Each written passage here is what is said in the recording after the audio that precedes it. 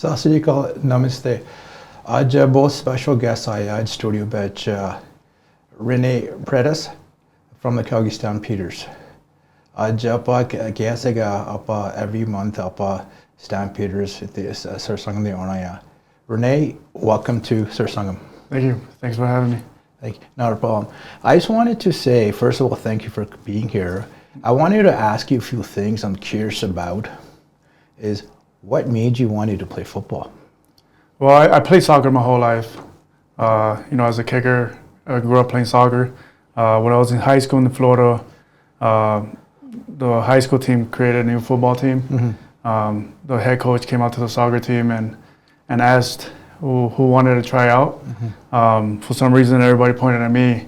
And I said no at first, but after a couple of weeks of thinking it and going to the spring camp, I decided to join, and it's probably one of the best decisions I've made in my life. So it's given me a great football career, both in college and pro, so pretty happy about that. I like how you said you played soccer before. Do you think it's good for athletes to be multi-sport, diversified when they play a specific sport? Yeah, 100%. I think a lot of different sports translate to each other. As long as you're playing something, it's good growing up. Mm-hmm. It teaches you leadership, commitment, and all the stuff you need to that you'll need for the rest of your life, right? So, growing up, I always played soccer. Ended up playing football, and probably the best thing I've done in my whole life is play sports. Mm-hmm. Both my kids play soccer and football, so I try to guide them the same way I did. Yes. When did you start playing football? How old were you? I was 17. 17, yeah. I was my junior year of high school. I started playing football when I was 12 years old. I played back in the 80s, so it was more different. Right. For us, it was more when you saw the skeletons in the back of the helmet, you had to stay away from those guys. Yeah. Because those were the people who used to hit heavy. Right. I noticed football has changed quite a bit. Share your opinion about how football was back in the days and which direction it's going to now. Well, I think the biggest thing is safety now, right? Football is a violent sport, so I know they're trying to make it more safe for the players. I think that's the biggest thing. Growing up, it was more hitting, more contact in practice. Now I think everybody's trying to take it easy on that and teach better fundamentals for football. So I think safety is the biggest thing. हम एक question पूछ ਸੀਗਾ ਜਿਹੜੇ यहाँ ਆਪਾਂ football ਖੇਡਦੇ ਆ ਜਿਹੜੇ 80s ਵਿੱਚ ਸੀਗੀ ਇਹ ਬਹੁਤ ਹੈਵੀ ਸੀਗੇ ਜਿਹੜੇ ਆਪਾਂ ਹਾਰਡ ਹਿੱਟ ਕਰਦੇ ਸੀਗੇ ਲੋਕਾਂ ਦੀ ਸੱਟਾਂ ਪੈਂਦੀ ਸੀਗੀ ਹੁਣ ਬਹੁਤ ਸੇਫਟੀ ਆ ਲੋਕੀ ਪੁੱਛਦੇ ਆ ਨਿਆਣੇ ਕਿਹੜੇ ਸਪੋਰਟਸ ਖੇਲੀਏ ਤਾਂ ਮੈਂ ਪੁੱਛਿਆ ਸੀਗਾ ਹੁਣ ਰਨੀ ਕਹਿੰਦਾ ਸੀਗਾ ਹੁਣ ਬਹੁਤ ਡਿਫਰੈਂਟ ਆ ਹੁਣ ਬਹੁਤ ਸੇਫ ਆ I was just repeating back what we said more. Yeah. And the most important thing is, as you playing sports, do you recommend, you said both your kids play sports. Mm-hmm. What are your thoughts on kids playing sports at a young age? I think that's the best time to start. Anything you do at the early age of your life, it's better for you, right? Mm-hmm. They'll teach you the fundamentals of any sport. You get to meet friends at a young age. Mm-hmm. A lot of my best friends are either from football or soccer, right? So, yes. Which I still keep in touch. Mm-hmm. So yeah, I think starting early is the best thing for anybody. Awesome. ਹੁਣ ਆਪਾਂ ਗੱਲ ਕਰਦੇ ਸੀਗੇ ਆਪਾਂ ਨਿਆਣਿਆਂ ਨੂੰ at a young age ਵਿੱਚ 2-3 ਸਾਲ ਤੱਕ ਉਹਨਾਂ ਨੂੰ ਸਪੋਰਟਸ ਪਾਓ because ਇਹ ਬਹੁਤ ਇੰਪੋਰਟੈਂਟ ਆ ਨਿਆਣਿਆਂ ਆਪਾਂ ਬਿਜ਼ੀ ਰੱਖਣਾ ਚਾਹੀਦਾ ਆ Now I wanted to ask you, what's your favorite memory playing soccer, football when you're a young age? Oh man, I mean, soccer is my friends. Yes. I played street soccer. Yes. Competitive soccer. Yes. Indoor soccer. So all those were fun. But spending time with your friends. We all went to the same schools, played in the same soccer teams. You got to hang around them a lot. Football-wise, it's same thing, right? You play high school football, and all your friends go to the same school. You get to hang around with them all the time. So, and until this day, I think the best part of being in a locker room is your teammates. Going to work every day, it's a grind, and when you get to spend time with everybody and every single day, competing for one goal is to win the Grey Cup. So I think the best thing is your teammates, and those are the best memories you get. Now, as you're growing up a little bit older, you went to university. Yeah. Did you play sports at university too? Yeah, I played football at Concordia in Montreal. I noticed that. Did you notice while you're playing sports, were they pushing education just as hard? Yeah, I mean, they pushed it a lot. Yeah, I mean, if you don't have the grades to go to university, they won't let you in, right? So then you can't play in the sports. While in the university, you needed to keep a certain GPA to be able to qualify to keep playing, right? So, those were big things in university and high school. You don't have the grades, you can't play, right? So, school was very, very important. Because I used to coach football from 2009, 2019, and one of the biggest things is that we promoted student athlete versus athlete student, right? Because we wanted to make sure they have other options too moving forward. As you're playing sports, how is it for you to play sports and family life? How did you balance that? Well, it's hard. You definitely need a good partner. My wife really understands what I do. We got 2 boys. They're 6 and 9 now, so they're getting bigger, which is a little bit easier to handle. But at the same time, when you're on the road, my wife does a good job of taking care of the kids and helping me out in those ways. This is awesome, because one of the most important things we want to show a lot of the youth out there and the audience is you stick with sports. Education is number 1.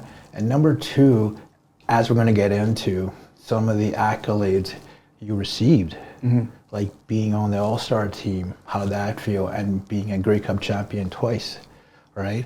Let's go, when you first started with the Stampeders, how was that from coming from university to going to pro? Yeah. How did that feel? It was I actually ended up going to Winnipeg first in 2011. I got signed as a free agent. Went to training camp, got cut, and then Calgary called me the following week, and ended up staying here. 16 years later, I'm here. I'm still here in Calgary. It's very different. You're in college. Everybody's 18 to 20 years old, and you come in here with a bunch of men who've been playing football for a long time, and it's something that you gotta get used to. But as days goes on, you get better at that, and it gets better as you go. I like how you said because I did a little bit read up on you, where you said where you were like I want to give this message to people who don't get drafted. You could still turn that around and be a success. Yeah, definitely. Yeah. Yeah, I know a lot of guys who never got drafted. You put in the work, you keep grinding, and your chance will come. I had a chance after I got cut from Winnipeg.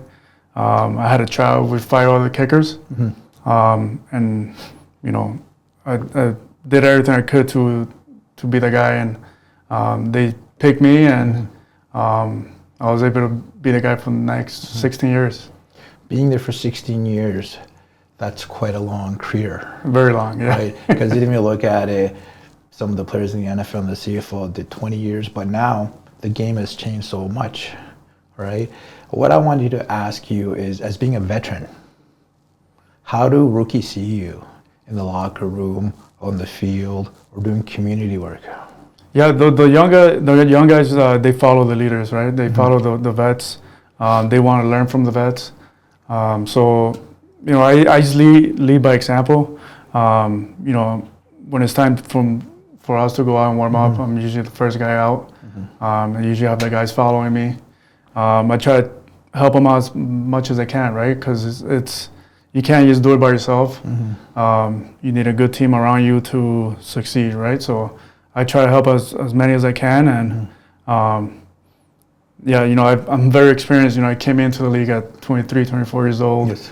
Now I'll be 41 in May, and I've been the oldest guy in the league for 3 years. So, I get a sense that I get a lot of respect from my teammates, and they know how hard it is to have a long career in pro football. 100%. I totally agree with what you're saying. Now, I know you got a Grey Cup championship. You got 2. Can you share that experience a little bit? How was your first Grey Cup championship, and how was your second year? They're both great.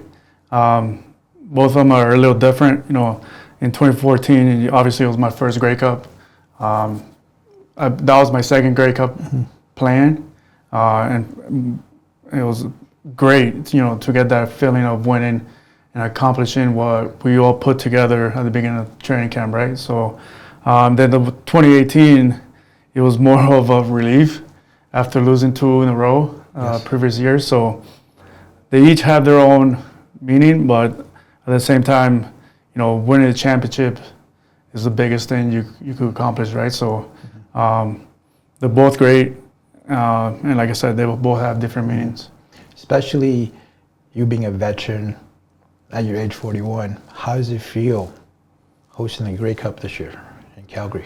It's great. I think it's going to be an amazing Grey Cup. The team is doing a great job putting festivities together and all that stuff. The goal for us is to be playing at home, right? Yes. And winning it. So we're going to have that mindset all year of working hard and bringing that cup at home. I noticed there's been quite a few trades that were made to make that championship team. So as the Grey Cup, we could tell the audience it's going to be November. Do you know the date? I believe November 16th. Is it 16, 15? Somewhere Around that time. yeah. So I know as we had Jay McNeil here, he was also mentioning that the festivities start in November the 8th, where we're going to be doing festivities for the Grey Cup. What I want to ask you is, why is it important for the community to get involved? It's another way for the whole city to come together and celebrate one of the biggest games in Canada, right? People get to enjoy, learn about the football, CFL, meet new people. There's a bunch of festivities for kids to participate and, like I said, learn about the game and enjoy the whole week. Aha, both special sala. Apa Grey Cup host करना है McMahon Stadium.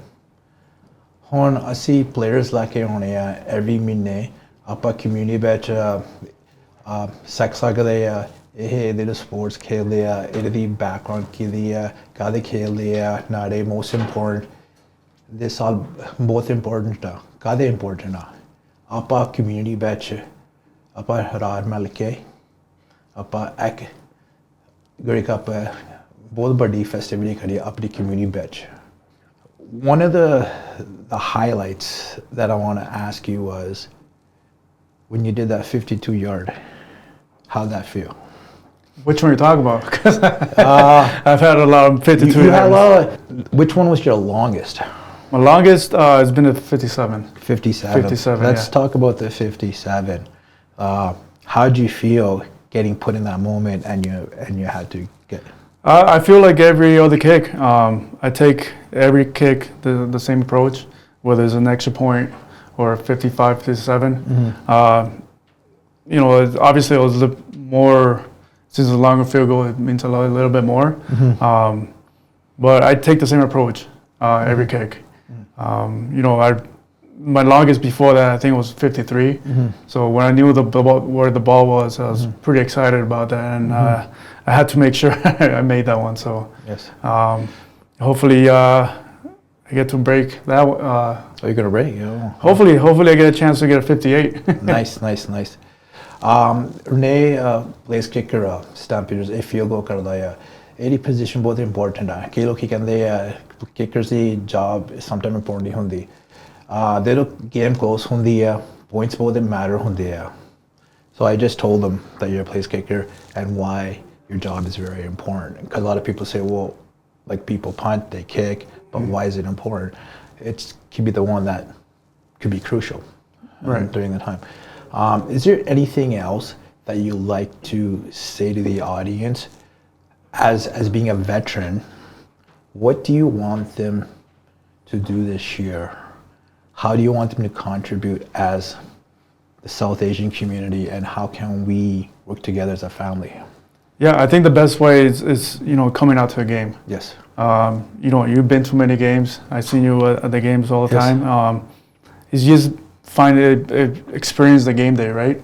I know we have a lot of festivities for kids before games. Yes. It's a great day, especially in the summer, to spend time with your family, your friends, and enjoy a football game in the summer. So, or in the fall. Once you get into that stadium, once you see the atmosphere and you see the game, it'll make you want to come back. Yes. So it's definitely a great experience. I definitely agree with you. People should come out and experience it.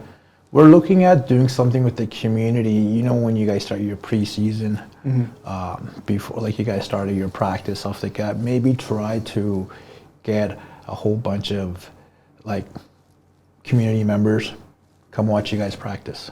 Yeah, I mean we have open practices during training camp and during the season. We do get a lot of high school teams show up to practice and watch us. Yes. So yeah, that's you're not doing anything in the afternoon for sure. That's something that people like to go to. Awesome. So Renee, I want to say thank you for being on the show today, and we're not going to say best of luck. Yeah. We know as athletes we're going to get the job done. 100%. That's the goal this year. Win the Grey Cup at home and celebrate here with our fans. Thank you for being on the show. I appreciate you. Because the most important thing is a lot of people are scared to put their kids in sports. Right. And what we're trying to do is we're trying to just try football with the Stamps, try hockey with the Flames, try rugby with the Roughnecks. Right. We don't care what sport they do. As long We as want you them do to start something. getting involved. Right. And we want them to start looking at the well-beingness of the kids, stuff like that. Yeah, that's awesome what you're doing. It takes, it's different because you kind of look at it. With the kind of work, when you do volunteer, there's no glory in it. Yeah. But the biggest thing, what it comes down to is I want the next person to do what we're building.